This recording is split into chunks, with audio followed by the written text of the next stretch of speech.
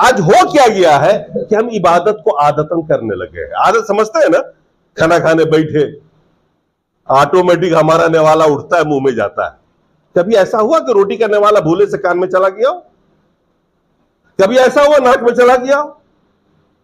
नहीं ना।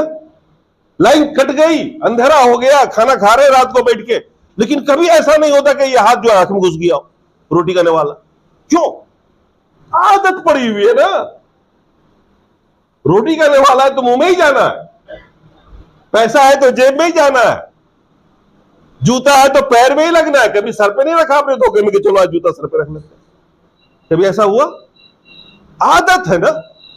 अब बिल्कुल आदत के तौर से आप भी रमजान का महीना आया और बस सबके साथ मिल करके खाया और आके नमाज पढ़ ली, खुतबा सुन लिया, आदतन भूखे नमाज पढ़ने आए सबके साथ, अल्लाह अकबर, सर सजदे में, दिमाग है दुकान में, जुबान से कुछ है निकल रही है हमारी तस्बीहात, कोई मतलब समझ में आपके नहीं आ रहा है। यहां तक के इमाम साहब ने सलाम फेरा तो आपने ही फेरा, उन्होंने हाथ उठाया आपने उठाया, चल।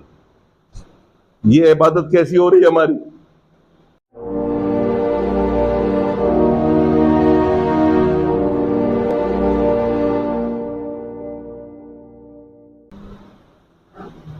तमाम तारीफ उस रब्बी कायनात के लिए है जिस रब ने हमें और आपको पैदा फरमाया। हमें चाहिए कि हम दम हम वक्त हम अल्लाह की हम्दो सना में लगे रहें, अल्लाह की शुक्रगुजारी में लगे रहें। जिन नेमतों से अल्लाह ने आपको इस दुनिया में नवाजा है और फिर जिन नेमतों से आखिरत में नवाजेगा, जिन पर हमारा ईमान है।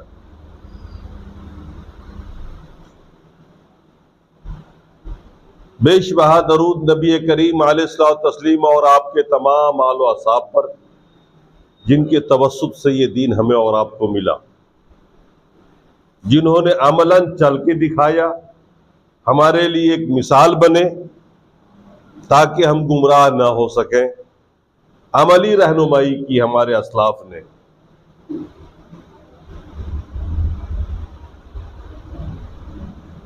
सामीने किराम, रमजान के महीने की आमद है। इसी मार्च के महीने में गालिबन 22-23 से रमजान शुरू हो रहा।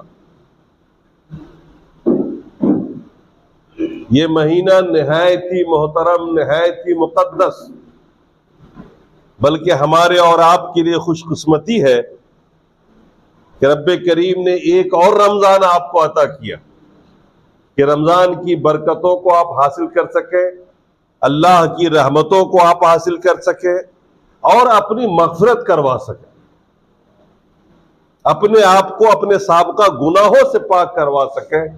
अल्लाह ने यह मौका एक बार और इनायत फरमाया, इसलिए हम रब के शुक्रगुजार हैं। पता नहीं हम में से कौन रमजान तक जिंदा रहे न रहे, अगला रमजान मिले न मिले, अपनी मग़फ़िरत वो पा सके न पा सके। इसलिए माह मुक़द्दस जो आपके सामने आ रहा है, ये काबिल एहतराम है, काबिल सद इस्तक़बाल है। अल्लाह के रसूल सल्लल्लाहु तआला अलैहि वसल्लम किसी और महीने का इस्तक़बाल नहीं फरमाते थे, किसी और महीने की तैयारी नहीं करते थे, इस माह मुक़द्दस की तैयारी करते थे। खास तौर से हदीसों में आता है कि अल्लाह के रसूल इस माह मुक़द्दस की तैयारी करते थे। तैयारी से आपका जहन चला गया होगा चने की तरफ और जो दिगर लवाज़िमात है इफ्तार के, सहर के, उसकी तरफ। कतई अल्लाह के रसूल ने कभी इसकी परवाह नहीं की। अल्लाह के रसूल तैयारी करते थे अपने आप को इस काम के लिए कि इस माह मुक़द्दस में हम किस तरह से हासिल कर लें। कमर कस लेते थे, तैयार हो जाते थे कि इस पूरे माह मुक़द्दस में हमें इबादत करनी है, रियाजत करनी है, अल्लाह तबारक व तआला के रहमतों का हुसूल करना है, मग़फ़िरत की गारंटी करवा लेनी, अपने गुनाहों को बख्शवा लेना है। उसके लिए करते क्या थे, ये भी हमारे और आपके लिए देखने और सोचने की बात है। हदीसों में तफसील है। शाबान के महीने में इतनी कसरत से रोजा रखते थे आप कि हजरत आयशा उम्मुल मोमिनीन का बयान है कि आप इतनी कसरत से रोजा रखते थे कि हम लोगों को लगता था कि आप इफ्तार करेंगे ही नहीं, यानी रोजा छोड़ेंगे ही नहीं। और फिर आखिरी अशरे में ऐसे रोजा छोड़ देते थे कि हमें लगता ही नहीं था कि इन्होंने रोजा रखा या आगे रोजा भी रखेंगे। यानी पहले 2 अशरे में अल्लाह के रसूल कसरत के साथ रोजे रखते थे। ये दरअसल तैयारी थी रमजान के महीने की। तैयारी क्या थी? आप सोचेंगे तैयारी क्या हुई इसमें? 12 घंटे उधर भी रहना है, खाने पीने से रुकना है, इधर भी रुक जाना? नहीं, जुबान की हिफाजत करने की तैयारी कि हम अपने जुबान को लगाम दें, आज से आदी बनाए, ताकि हम रमजान के महीने में कोई गलत बात ना बोल सके, कोई ऐसी बात ना बोले जिससे किसी इंसान को तकलीफ हो। सच बोलने की आदत डालते थे इसलिए ताकि अल्लाह के रसूल तो खैर कब्ल नबूवत भी कभी झूठ नहीं बोले। सच बोलने की आदत हमें और आपको डालनी है ताकि हम रमजान को बचा सके, रोजे को बचा सके, क्योंकि हमारा रोजा इन्हीं बातों से जाया हो जाता है। हम दिन भर अपने आप को खाने पीने हम बिस्तरी से रोक तो लेते हैं, मगर जुबान को नहीं रोकते, आंखों की हिफाजत नहीं करते, और हमारा रोजा जाया हो जाता। इसीलिए अल्लाह के रसूल ने फरमाया, कम मिन साइमिन लैसा मिन सियामिही इल्ला सहर। बहुत से ऐसे रोजेदार होंगे जिनको रोजे से सिवाय भूख के और कुछ हासिल ना होगा, यानी कोई नेकी नहीं मिलेगी, वो भूखे रह जाएंगे। और बहुत से ऐसे क़यामुल लैल करने वाले होंगे रमजान में, तरावी पढ़ने वाले, जिनको तरावी से कुछ नहीं मिलेगा सिवाय रात जगा के। हमें और आपको चाहिए कि अभी से तैयारी करें, अपनी जुबानों को लगाम दे। कोई गीबत, कोई चुगली, कोई झूठ, कोई भी ऐसी बात जिसको अल्लाह नापसंद करता हो, जिसको अल्लाह के रसूल ने रोका हो, जिससे मना कर दिया हो, हमें उन बातों से अभी से परहेज करना शुरू कर देना चाहिए। अभी से रिस्क हलाल की आदत डालनी चाहिए। अगर कोई हराम रोजी हमारे घर में आ रही है तो हमें उससे रोकना चाहिए अपने आप, और अभी से रोजा रख करके इस बात की प्रैक्टिस करनी चाहिए कि रमजान में आप आसानी से रोजा रख सकें। अभी से अपने नफ्सों पे कंट्रोल करना शुरू कर देना चाहिए। अभी से अपने कानों पे कंट्रोल करना चाहिए कि हम कुछ गलत बात ना सुन सके, कोई ऐसी बात इन कानों से ना सुने जिससे अल्लाह नाराज होता है। हम मुसलमान हैं, और मुसलमान होने का जो एक मतलब होता है शरीयत में, वो एक अलग ही होता है। आज का जो मुसलमान और शरीयत का जो मतलब है, दोनों में कोई मेल नहीं होता। इस्लाम का जो तस्वुर है, इस्लाम जो लफ्ज है, अल्लाह के रसूल ने जो लफ्ज दिया है, अगर आप इसके लफ्जी माने पे गौर करें, इस्तिलाही माने पे गौर करें, तो कहीं से हमारे ऊपर फिट नहीं बैठता। लुगत में इस्लाम का माना डिक्शनरी में लिखा है, अल इस्लाम हुवल इस्तिस्लाम। इस्लाम का मतलब है फरमाबरदार हो जाना। किसके? अल्लाह। और शरीयत में किसे कहते हैं इस्लाम?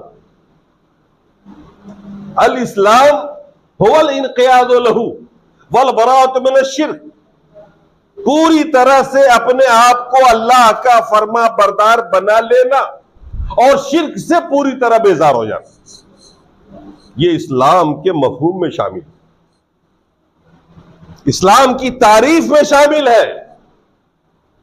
अल-इनक़ियादु लहू, अल्लाह ताला का फर्मा बरदार, किसी और का नहीं, और अपने आप को पूरी तरह से शिर्क से अलग कर लेना। आज मुसलमान शिर्क में मुलव्विस है और फिर भी मुसलमान कहलाते हैं। शिर्क करते हैं खुलम खुल्ला और फिर भी मुसलमान है। यानी किस कदर इज्तिमाए अज़दाद है, दो जिदों का जमा कर देना। यह बिल्कुल वैसे ही है जैसे शराब खाने पे शरबत खाने का बोर्ड लगा देना। मुसलमान शिर्क करे और फिर वो मुसलमान कहला, हो ही नहीं सकता है ऐसा। दोनों में तो बिल्कुल आग और पानी जैसा टकराव है। हम उन्हें अल्लाह के फरमाबरदार है नहीं, कभी अल्लाह की बात ही नहीं मानते। हम 5 वक्त नमाज पढ़ के समझ लेते हैं कि अल्लाह के फरमाबरदार बंदे हमें, बाहर निकल के वही गीबत, वही चुगली, वही झूठ, वही सियासत, वही फरेबकारी, वही धोखा, वही अय्यारी, ये सारे काम हमारे वैसे ही होते हैं। आज भी रमजान के महीने में चौपाल जमता है, सेहर इफ्तार की गुफ्तगू होती है। आप तैयारी जरूर करेंगे, हम सब तैयारी करेंगे, बस वही करेंगे कि इफ्तार का इंतजाम के लिए सोचेंगे अभी से, पूरे महीने का कैसे कोटा ला के रख दिया जाए घर में, और शहरी का कैसे ला के पहले से पहले डाल दिया जाए, पकौड़ी कैसे पकेगी, और क्या क्या इफ्तार में होगा आपकी बार, यही सोचेंगे हम। ये तैयारी नहीं है, ये तो पेट भरने का एक बहाना है कि रमजान में अच्छा अच्छा खाएंगे। अपने आप को तैयार करिए, कसरत से रोजा रखिए, अल्लाह के रसूल की इताअत करिए, अभी से सखी बनिए, देना शुरू कर दीजिए ताकि रमजान में खूब दे सके। झूठ अगर आप बोलते हो, आदत पड़ गई हो, तो आप अपनी इस्लाह करिए, और इस्लाह इस तरह से करिए कि आज से जुबान पे लगाम लगाइए और सच बोलना शुरू कर दीजिए। अल्लाह ने इबादतों को हमारे ऊपर फर्ज किया है, कुछ आदतें नहीं कहा है बना लेने के लिए। हम लोगों ने इबादत को आदत समझ लिया, इबादत को आदत समझ लिया। मैंने देखा बहुत से लोगों को मशीनी अंदाज में आते हैं, वुजू करते हैं और फटाफट 2 रकत पढ़ के बैठ जाते हैं। कुछ लोग सोचते हैं ये भी क्यों करें, एकदम लास्ट टाइम में आते हैं। आदतन आपको यह पता नहीं कि आपने रब से क्या कहा है नियत बांधने के बाद, आपने रब से क्या कहा है, अपनी क़िरात में क्या मांगा है, आपने क्या गुजारिश की है। आप रुकू में गए, आपने सुभान रब्बिल अज़ीम पढ़ा, क्या अल्लाह को कहा है आपने। सजदे में गए, सुभान रब्बिल आला पढ़ा है, आपने कहा क्या है, क्या मतलब है उसका, कभी समझने की कोशिश नहीं की आपने। कभी आपने पूछा नहीं कि मौलाना इसका मतलब क्या होता है, हम रब के लिए क्या कर रहे हैं, रब की कौन सी बात बयान कर रहे हैं, रब हमारा खुश होगा। इबादत का मतलब समझिए। हम जब आप इबादत की नीयत करते हैं तो उसके अंदर सबसे पहली शर्त होती है कि आप इखलास लाए, आप ये काम रब के लिए कर रहे हैं, रब के सिवा किसी की रजा मकसूद नहीं है। दुनिया बुरा कहे भला कहे, हमको उससे मतलब नहीं, मेरा रब राजी। मैं ये इबादत करने आया हूं, नमाज रोजा हज ज़कात, यह इबादत है, और इबादत रब की रजा के लिए, रसूल की रहनुमाई में, रब की रजा के लिए रसूल की रहनुमाई में, तभी वो इबादत कबूल होगी।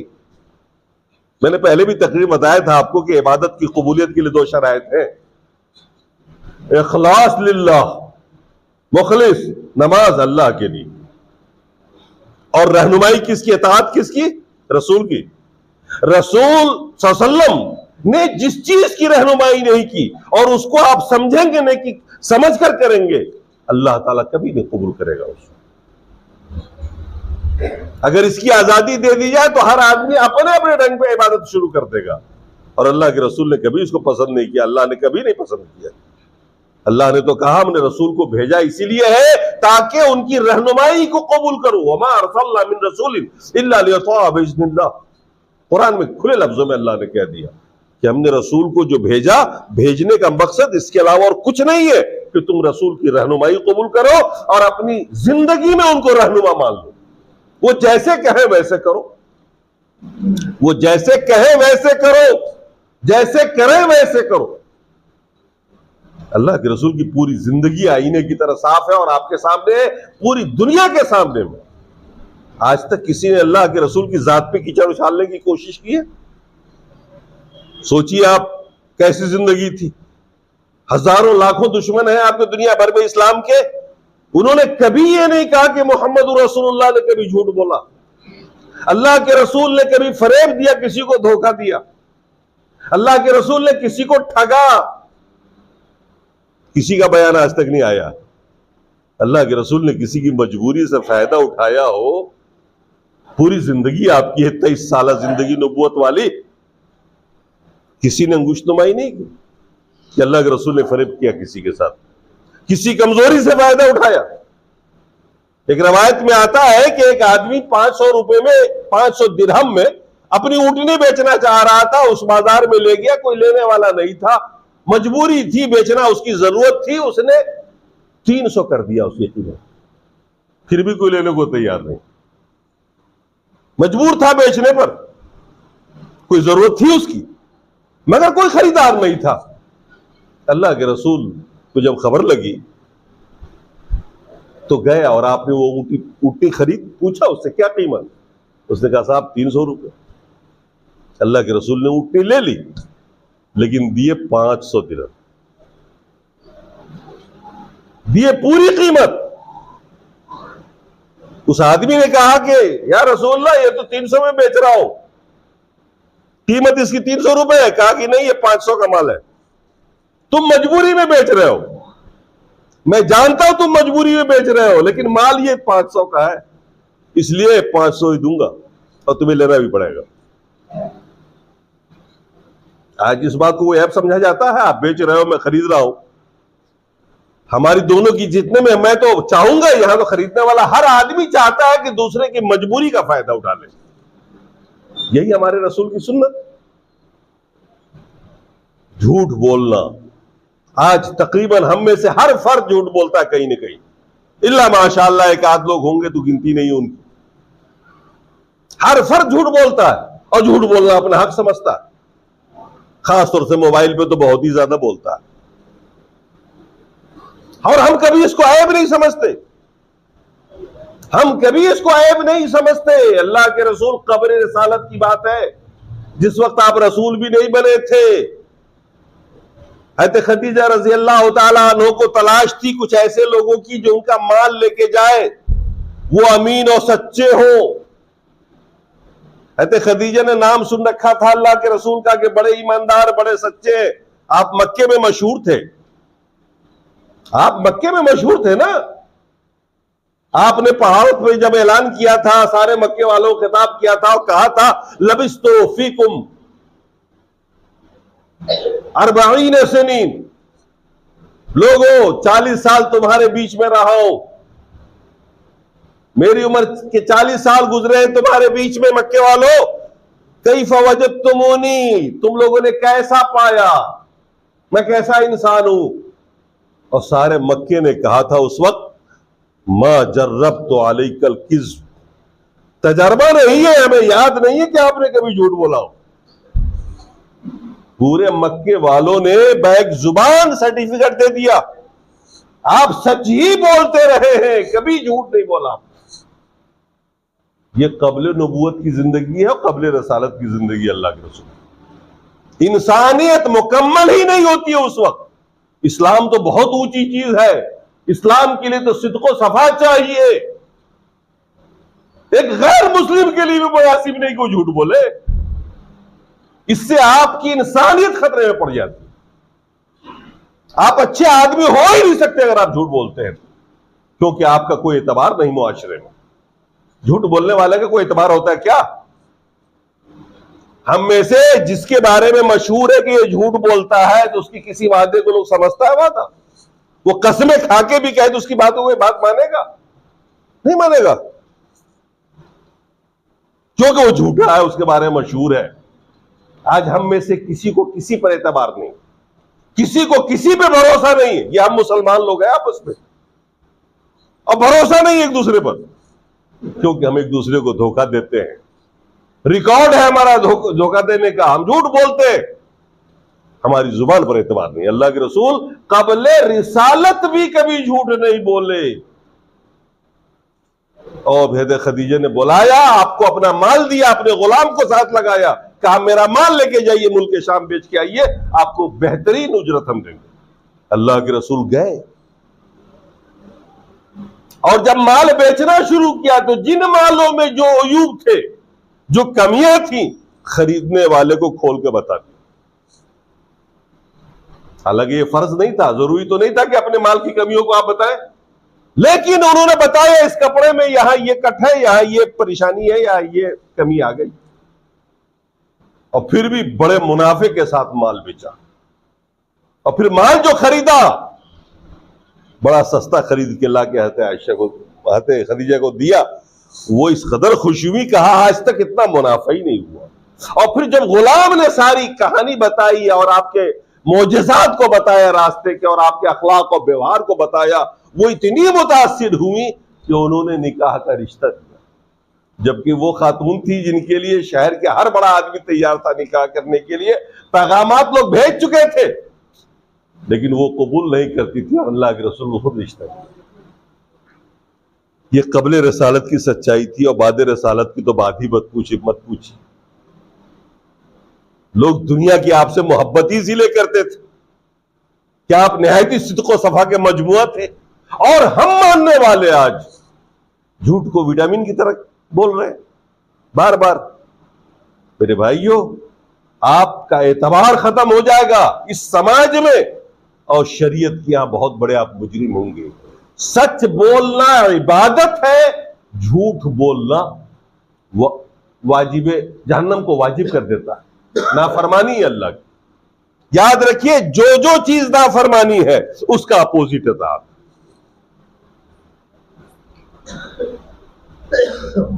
ये बात मैं कैसे कह रहा हूं आपको? सच बोलना इबादत है। अल्लाह ने कुरान में फरमाया, वमा खलक़तुल जिन्न वल इंसा इल्ला लियअबुदून, हमने इंसान और जिन्नात को सिर्फ इबादत के लिए पैदा किया। सिर्फ इबादत करे जाके दुनिया में, और कुछ न करे। आप सोचेंगे सिर्फ इबादत करेंगे तो हम जिएंगे कैसे? क्योंकि हमारे यहां तो इबादत का मतलब है रमजान का महीना आ जाए तो रोजा, बाकी 5 टाइम नमाज, इसी का नाम रोजा है ना। अल्लाह के यहां इसी का नाम इबादत नहीं है।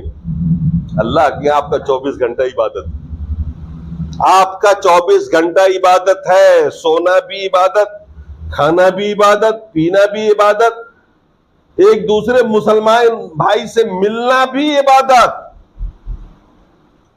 शर्त क्या है? इबादत की नीयत से हो। इबादत की नीयत क्या होती है? इखलास लिल्लाह वल इनक़ियादु लहू, अल्लाह के लिए आप मुखलिस बने। ये काम जो करें महज अल्लाह की रजा के लिए करें, और इसलिए करें कि मेरे रब का हुक्म है और रसूल की रहनुमाई में आप करें। एक बार सहाबा ने, अल्लाह के रसूल, सहाबा बैठे हुए थे अल्लाह के रसूल के पास। अल्लाह के रसूल ने फरमाया, रोटी का वो नेवाला जो तुम अपनी बीवी के मुंह में डालते हो वो भी इबादत। सहाबा को बड़ा ताज्जुब हुआ, रोटी खिलाए और रोटी दे, मतलब रोजी लाके कमा के लाके देना बीवी को, ये भी इबादत। अल्लाह ने फरमाया, हाँ अल्लाह तुम्हें नेकी देगा, वो तेरी जिम्मेदारी है। तूने निकाह में कहा था ना मैं कबूल किया उसको, अल्लाह ने तेरे जिम्मे लगाया उसको। अब देखिए, बीवी को खाना खिलाया और वो अल्लाह इबादत में शुमार करता है। एक मौके पर हद हो गई, अल्लाह के रसूल ने फरमाया, तुम अपनी बीवी से हमबिस्तरी करते हो, अल्लाह उस पर भी नेकी देता, ये भी इबादत है। लोगों को बड़ा ताज्जुब हुआ, या रसूल अल्लाह। सहाबा ने कहा, या रसूल अल्लाह, अपनी बीवी से जमा और हमबिस्तरी करने पर भी नेकी मिलती है क्या? वो भी इबादत? फरमाया, हाँ। सोचो, अगर यही काम तुम किसी गैर औरत से करते, यही काम अगर तुम किसी गैर मनकूहा औरत से करते, क्या होता? नाफरमानी होती ना अल्लाह की, गुनहगार होता ना वो। तुम उसी गुनाह से बचने के लिए अपनी बीवी के पास गए हो। तुम नाफरमानी से बचे और सही जगह पे उसका इस्तेमाल किया जिसका अल्लाह ने हुक्म दिया, वो भी इबादत है। आदमी अपने बाल बच्चों की परवरिश करता है रिज़्क़ हलाल से, इसलिए इस नियत से कि अल्लाह का हुक्म है, ये रसूल का फरमान भी यही है, तो ये इबादत है। आप दिन भर काम करो दुकान में, अल्लाह ताला कहता है सुबह से शाम तक इबादत ही इबादत तुम्हारा है। ये बस नियत मुखलिस होना चाहिए अल्लाह के लिए। आप बेच रहे हो, धोखा मत देना किसी को, क्योंकि इस्लाम ने यह नहीं सिखाया। आप बता दो उसको इसमें यह कमी है, अच्छी कीमत पे बेचो, आप जो मुनासिब कीमत है वो लो उससे। झूठ मत बोलो, सच बोलो। ऐसा नहीं कि अल्लाह की कसम ये तो घर ही में पड़ी है 5 रुपए की, अब खरीदने वाला तो 6 दे देगा, हालांकि वो 2 रुपए का सामान था। वो कसम खा के पहले ही गवाह बना देता है अल्लाह को। मुसलमान वैसे ही भरोसा कर लेता है कि जब ये कसम खा रहा है तो ला मोहल्ला 5 की होगी। मुसलमानों के यहाँ आजकल ये बड़ा आम है, और यही वजह है कि मुसलमान बिजनेस में फेल है। लोग आमतौर से बोलते हैं ना कि साहब मुसलमानों के यहाँ मुसलमान नहीं आते, गैर मुस्लिमों के चले जाते हैं। क्यों चले जाते हैं? इसलिए कि मुसलमान कस्में खा खा करके ठगता है अपने लोगों को, और उनसे सस्ता माल मिल जाता है गैर मुस्लिमों के यहाँ। 2 पैसे कौन नहीं बचाना चाहेगा? हमारे पास अखलाक भी नहीं। अब सोचिए हम कितने अयूब से भरे पड़े हैं, और फिर भी मुसलमान, और हम समझते हैं कि हम जन्नत में चले जाएंगे। और रमजान का महीना आ रहा है, अगर यही सूरत हाल आपकी रही, हमारी रही, तो फिर क्या होगा? ना हमारा रोजा कबूल होगा, ना हमारी तरावी कबूल होगी, हमारा भूखा प्यासा रहना बेकार हो जाएगा, और वो पूरा के पूरा महीना बगैर रहमत हासिल किए हुए, बगैर मफरत हासिल किए हुए, बरकत हासिल किए हुए, बगैर बरकत हासिल किए हुए गुजर जाए, और हम समझेंगे कि हमारा रोजा कबूल हो गया। हम ये समझेंगे ना कि हमारा रोजा कबूल हो गया। हमारे असलाफ ने इसका दर्स नहीं दिया, हमारे बुजुर्गों ने अमलन सिखाया, बुराई से दूर हटो, अल्लाह की रजा के लिए अल्लाह का हुक्म मानते हुए शरीयत की पैरवी करो। हमारे असलाफ ने तो वो मिसालें कायम की हैं कि अगर आप पढ़िए तो हैरत में पड़ जाएंगे। इमाम बुखारी अलैहि रहमा, जिनकी बुखारी शरीफ है, जो असहुल किताब बादल कुरान के लक़ब से मुलक़्क़ब है, कुरान के बाद दुनिया में सबसे सही तरीन किताब बुखारी शरीफ, पूरी दुनिया मानती है बिला तफरीक़े मिल्लत। 6 लाख हदीसें रावियों के साथ जुबानी आती हैं, और 6 लाख में से जब उन्होंने रफ किया, मुसव्विदा के बाद मुबय्यज़ा तैयार किया, तो एक हदीस लिखने से पहले आब जमजम से गुस्ल किया, इस्तिखारा किया, 2 रकत नफिल पढ़ी, इस्तिखारा करने के बाद उस हदीस को लिखा। आज कुल 7225 हदीसें गालिबन, मुकर्रर गैर मुकर्रर अगर देखी जाए 4000 हदीसें, और उस दौर के जितने मुहद्दिसीन थे सबके सामने पेश किया, और सबने तस्दीक किया, और सबने कहा कि इसमें सही हदीस के अलावा और कुछ है ही नहीं, जिस पर सबका इत्तफाक। बड़ी शोहरत के मालिक थे उस दौर में भी। कश्ती में सफर कर रहे थे, और उनके पास 3000 दीनार की एक थैली थी। 3000 दीनार आज के दौर में लाखों की रकम। क्योंकि उनके वालिद बहुत बड़े ताजिर थे, और उसी ताजिर को उन्होंने कारोबार में लगाया था, मुजारबत पर दिया था किसी को कि पूंजी हमारी, मेहनत तुम्हारी, फायदे में भी दोनों शरीक होंगे और घाटे में भी दोनों शरीक रहेंगे। और उसी पैसे से आपने पढ़ाई की थी। 3000 दीनार की थैली लेके कश्ती में सफर कर रहे थे। बीच दरिया में आपका कोई पड़ोसी सीट पर था, जिसने आपसे गुफ्तगू की, और आपसे इतनी मेलजोल उसने बढ़ा ली कि उसको मालूम हो गया, इमाम बुखारी ने बता दिया, मेरे पास 3000 की थैली है, 3000 दीनार की। वो मजूसी था, आतिश परस्त था वो आदमी। लेकिन सफर में ऐसा होता है, एक सीट पर बैठे बैठे एक दूसरे से गुफ्तगू होती है, फिर कुर्बत हो जाती है। उसकी नीयत खराब हो गई, और उसने शोर मचा दिया कि मेरी 3000 की थैली किसी ने दीनार की ले ली, मेरी थैली ले ली। जहाज का कैप्टन था, उसने कहा शोर मत मचाओ, हम तलाशी शुरू करते हैं। अगर तुम्हारी चोरी हुई है तो इसी कश्ती में होगी, लोग भाग तो नहीं जाएंगे, खुशकी पर तो है नहीं, समंदर में कूद के तो भाग सकते नहीं। और आखिर उसने तलाशी शुरू की। कैप्टन ने एक तरफ से एक एक सामान को चेक करना शुरू किया। चेक करते करते करते करते वो आखिर में पहुंच गया, कहीं थैली नहीं मिली। वो 3000 दीनार की थैली कहीं नहीं मिली किसी के पास। सबने उसी पर लानतान किया, झूठा कहा, डांटा फटकारा उसको। जहां सफर खत्म हुआ, उतर के लोग चलने लगे खुशकी में, तो चलते चलते उस मजूसी ने अकेले में पूछा कि हुजूर वो थैली 3000 दीनार की आप ही की थी, वो क्या हो गई? आपने बताया था, दिखाया भी था आपने, आखिर वो गई किधर? तो इमाम बुखारी ने फरमाया कि अल्लाह ने जो इज्जत दी है, जो शोहरत दी है, तुम चाह रहे थे कि 3000 का इल्जाम लगा करके मुझसे तुम वो शोहरत छीन लो और आने वाले दिनों में लोग बुखारी को ना पढ़े। मैंने चुपके से 3000 की थैली वही समंदर में डाल दी। उधर तलाशी शुरू हुई, इधर इमाम बुखारी ने 3000 की थैली चुपके से समंदर में डाल दी। जाहिर सी बात है तलाशी में मिलनी नहीं थी, लेकिन झूठ के इस इत्तेहाम से, तोहमत से बचना मकसूद था।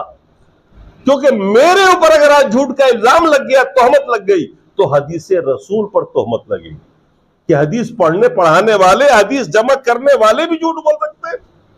भले दुनिया वाले नहीं मानते कि इमाम बुखारी जैसी शख्सियत कहां चोरी करेंगे, हम और आप तो कभी भी नहीं मानते, लेकिन उन्होंने कहा कि हम इस तोहमत से भी बचाना चाहते हैं। तो हमारे असलाफ तो ऐसे गुजरे हैं कि झूठ की जगहों से भी बचते थे। झूठ बोलना तो दूर की बात है, ऐसी जगहों से बचते थे कि उनके ऊपर कोई झूठ की तोहमत लगा सके या शक शुबा कर सके। यह हमारे असलाफ का कारनामा था। यही सबक अल्लाह के रसूल ने पूरी जिंदगी दिया। और यह भी याद रखिए, ये ओयूब जो हमारे हैं बहुत सारे, अगर इनसे हम अपने आप को न रोक सके, आदत न डाल सके बचने की, तो हमारे रमजान की खैर नहीं है। हम भूखे रह जाएंगे दिन भर, इफ्तार खूब खाएंगे जमकर, लेकिन हमारा रोजा नहीं होगा, हमारा रोजा कबूल नहीं होगा। रोजा सिर्फ इसका नाम नहीं है कि आदमी खाने पीने हम बस्तरी से खुद को रोक ले। अरे रोजा तो इसका नाम है, रोजा का मतलब होता है रोक लेना हर उस बुराई से जिसको अल्लाह ना पसंद करता हो, जिससे अल्लाह के रसूल ने रोका हो। उसमें ये जायज ख्वाहिश है, चंद एक जो गिनाई गई, जो आपकी जायज है, खाना जायज, पीना जायज, हम बिस्तरी जायज अपनी बीवी से, ये तो जायज है जिनसे रोक लेना अपने आप को। उन नाजायज का क्या होगा जो हम आंखों से करते हैं, जो हम कानों से करते हैं, जो हम मुंह से करते हैं। आज हो क्या गया है कि हम इबादत को आदतन करने लगे हैं। आदत समझते हैं ना, खाना खाने बैठे ऑटोमेटिक हमारा नेवाला उठता है, मुंह में जाता है।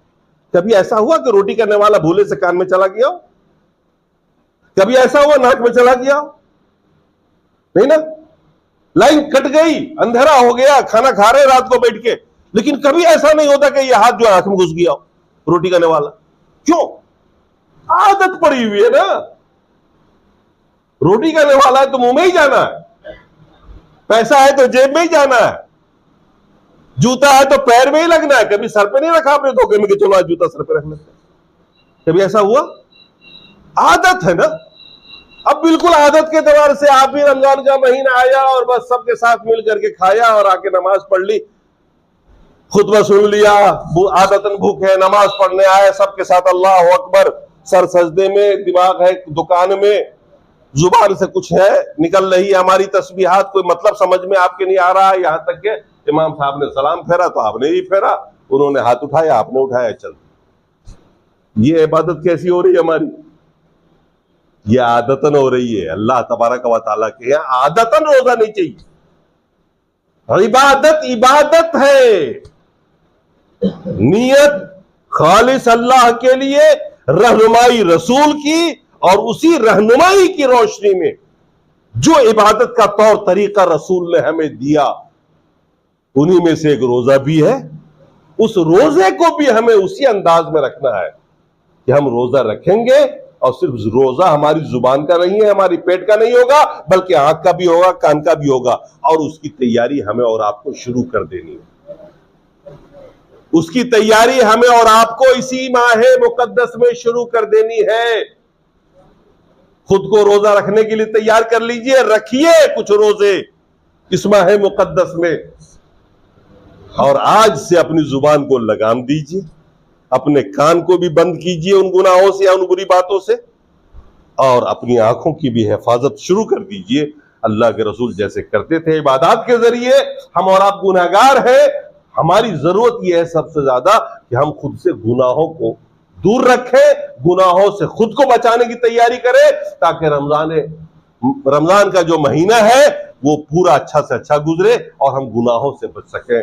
अल्लाह तबारक व तआला हमें और आपको इसकी तौफीक दे, और इस बात की भी तौफीक दे कि अपने घरों में जाकर अपने बेगमों को इसकी आदत डालें, उनसे कहें कि बेगम अभी से झूठ बोलना छोड़ो, आज के बाद सच बोलो, हर बुराई से खुद को दूर करो, क्योंकि रमजान आ रहा है।